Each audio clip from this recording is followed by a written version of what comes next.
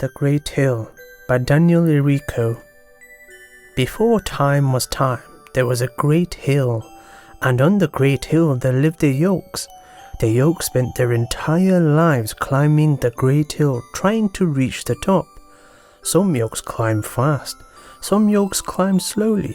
One Yolk in particular was a very slow climber. He was different than the rest of the Yolks. When he climbed, all the other Yolks passed him. It was hard for him to watch them pass by. He felt like the worst climber in the world. Some Yolks made fun of him as they passed, others didn't.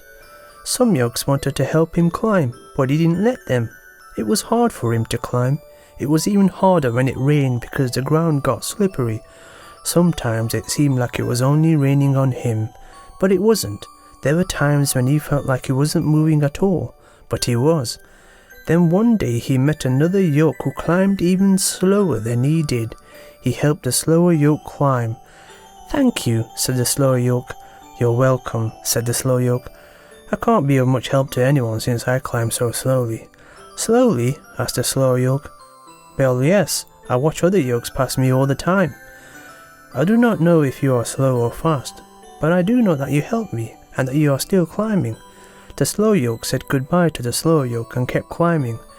"Still climbing," he thought to himself. "That is true," and he smiled. So the Yolk kept climbing. He climbed when it was nice out, he climbed when it rained, and he even climbed when it snowed. As he kept climbing, he got better and better. Sometimes he would pass other Yolks and sometimes they would pass him. He had stopped paying attention. He also noticed that some Yolks were no longer climbing.